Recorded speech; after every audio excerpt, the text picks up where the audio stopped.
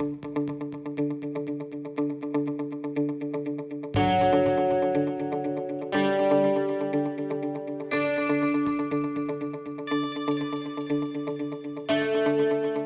you for tuning in to WDRB Media, the voice of the community, the only station giving you double the information and inspiration. You're listening to Awesomeness in Action with your host, Raushawna Price, giver of awesomeness, international author, coach, speaker, and trainer.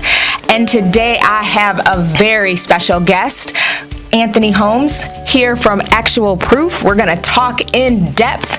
This episode is brought to you by Erie Success. Erie Success is a strategic partner that helps their clients soar above competition. They help them do that through solutions, opportunities, awareness, and resources. So, Anthony, welcome to the Awesomeness in Action radio show. That's a lot to follow up. That is a lot to follow up. Yes, I'm glad you're here. We got a lot to talk about. We do. Yes, we are friends. We've known each other. Man, I've known your husband since I was probably 13, and I think I met you his sophomore year of college. Yeah, you're right. Yeah. Well, we started dating junior year, but sophomore year we did kind of, yes, you know, how you kind of get to know somebody before you actually, then we're like, all right, I'll date you because you're cool.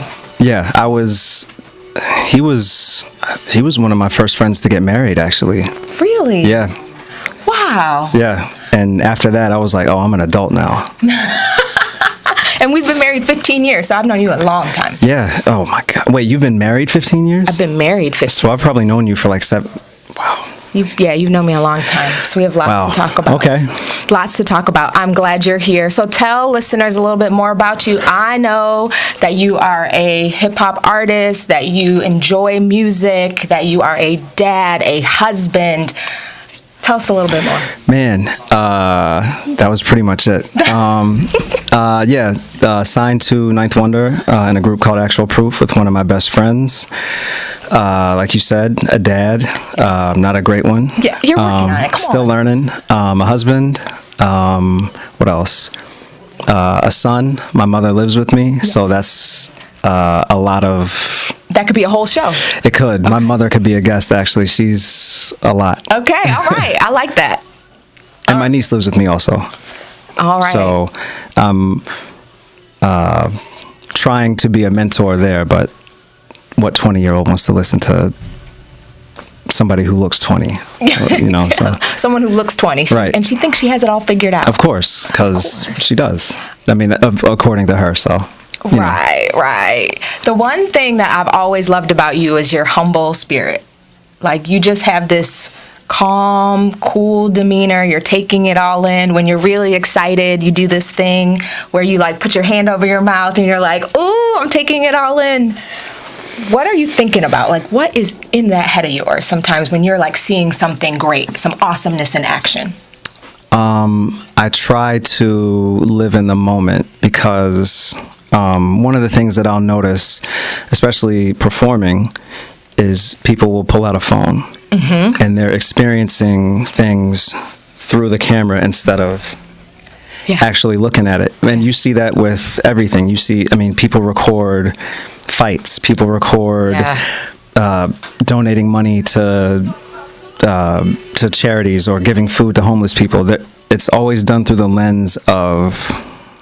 Another medium. Another medium, as opposed to I'm actually experiencing this. So I try to be in the moment because I've been around some interesting stuff and I want to make sure I hold on to it. Like imprint it. Yeah, and I have a bad memory, so if I don't, it'll be gone. It'll be gone. One of the other things that strikes me, like especially being in the moment, being a new dad. What was that like? I've never wanted children. You know, some people grow up, oh, I want a family. That was never me. I didn't even want to get married, actually, but my wife was the person that, convinced me to, like, oh, that wouldn't be bad. But she changed your mind. Yeah, she did. That's a good woman. It is. Yes. That's nothing but credit to her. And she grew up wanting to have kids, and that was a discussion that we had before we got married. I was able to push keep kicking the can down the road. And then one day she was like, all right, it's time. So I agreed.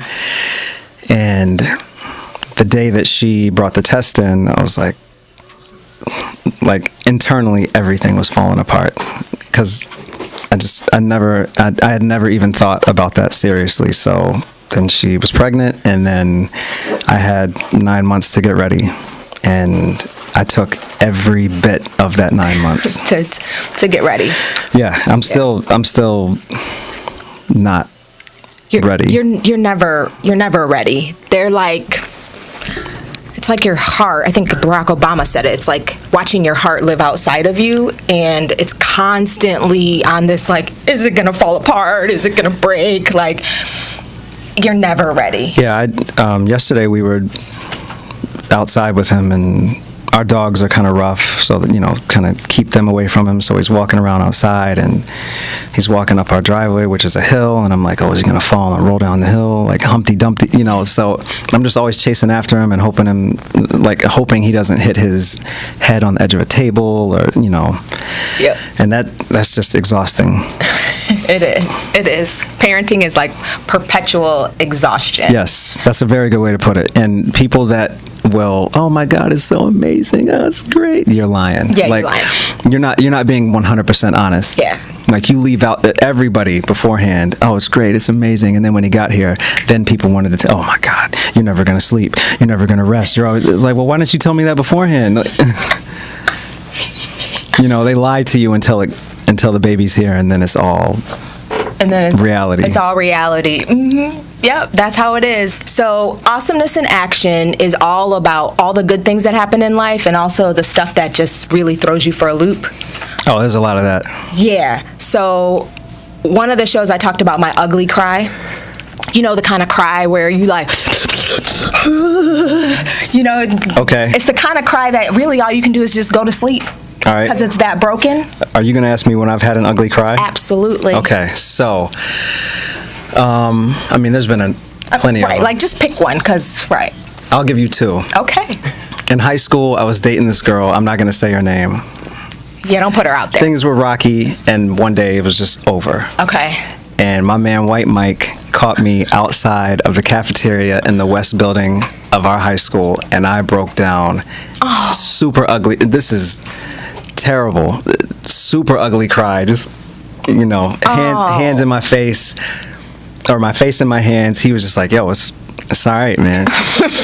And you're like, I don't know. Yeah, I thought me and this girl were going to get married, and clearly that didn't happen. That didn't happen. But we're still friends to this day, so, But another ugly cry, and this is...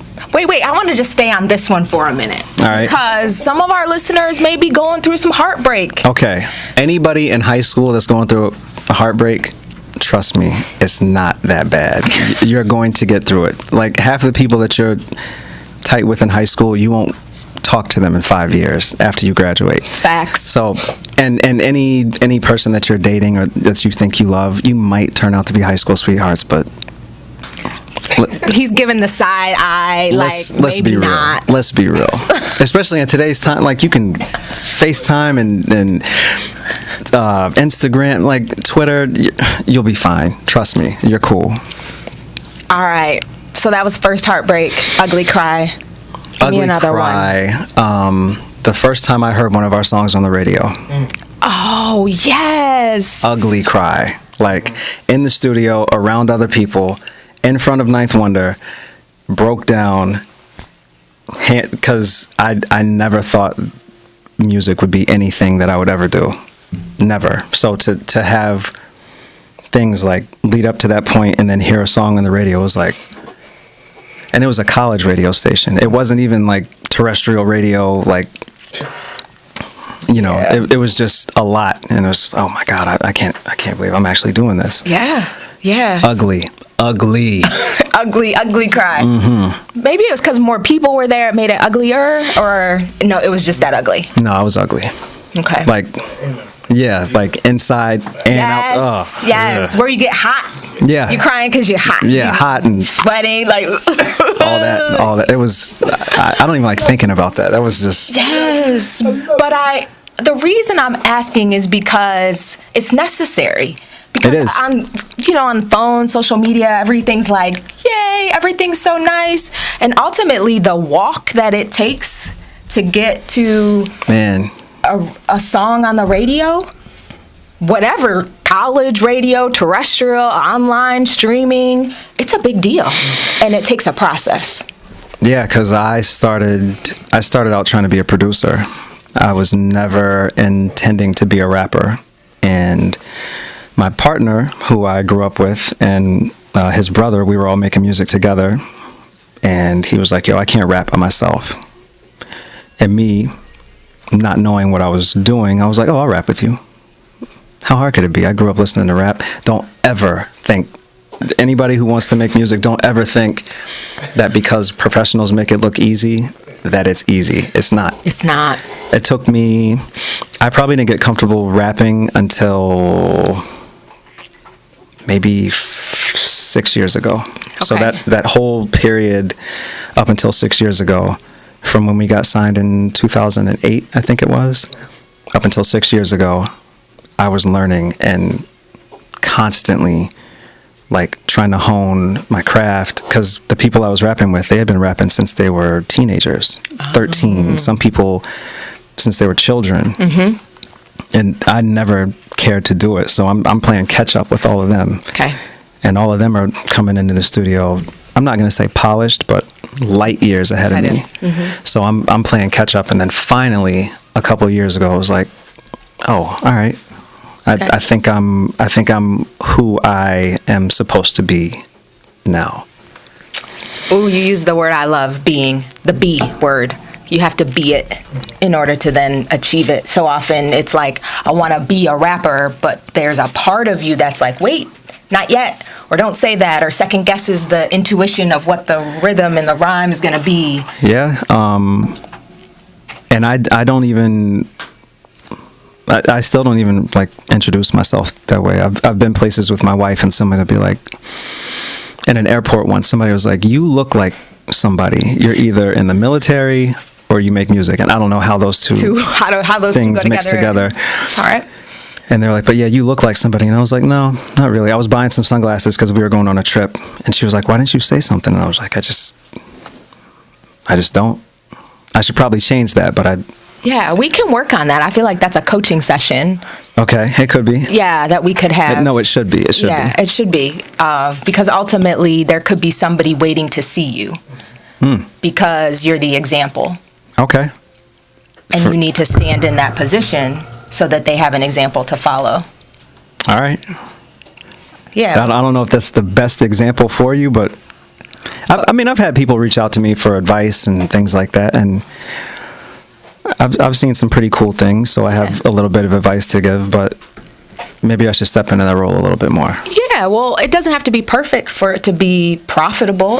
It doesn't have to be perfect. That's real. Right? That is actually a very good advice for aspiring musicians. If you think that it has to be 100% polished, or it has to sound perfect, it has to be super well produced, that is not the case. Just put something out there. The people that are meant to gravitate to it will, and then they can grow with you. And then they can grow with you. Ultimately, if you wait for perfect, your music will never get out there. Your artistry of any kind. That, man, as they say in the industry, that's a bar.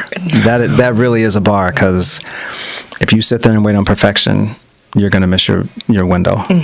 Yeah. And ultimately, there's opportunity for someone somewhere. Yeah. So often it's like, well, there's already somebody doing it, or somebody already said it, when they may have already said it, but how you're going to say it, yeah, it may for the first time just land on ears. Yeah. Hear it. There's an audience for any and everything. It might not be a big audience, but there is an audience for pretty much anything that gets made. Anything that gets made. Cool. I'm loving this. Tell everybody your name. How did you get your name? Your stage name. Tell it. Give us the backstory. So when I made the stupid move to say, yeah, I'll rap. As we were talking about before the break, yes. I did not have a stage name. Okay. So Ninth, in his infinite wisdom, Wait, for those of you who are just tuning in, he is referencing Ninth Wonder, who he knows and calls Ninth. So go ahead. Yeah, I probably should have. It's all good. We are educating everyone. Go ahead. He came up with the name pretty much on the spot. He was just like, Top Gun. The only black character in the movie was named Sundown. Sundown. That's there it is. And I was like, all right, let's go. Okay. A lot of that, how I was talking about just being in the moment, that was another example. It wasn't like, that shouldn't be my name. It was like, all right, come on, let's go. Yeah. If he said it, let's go. And that's what it's been ever since. So that's like a best yes, right? Sometimes you have to just go with your best yes. Mm-hmm. Like, that's it. Don't think about it. Feel it and move on. Yeah, he talks a lot about being coachable and kind of running his program like a basketball program. And I grew up playing basketball. And you don't always, John Wooden, that was a very good reference. You don't always see eye to eye with your coach. You don't always understand.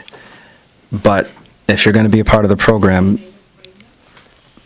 you go along with the plan, and I mean, it's been successful so far. So yeah, it's a process. It is a process, and I came in again behind in the process from some people, but listening to him hasn't really steered me wrong. So it's working, right? Why question it? Yeah, why question it, and why deviate from what works, or with someone that is already further down the path than you are? Yeah, the path that he has walked is the same that I would like to walk.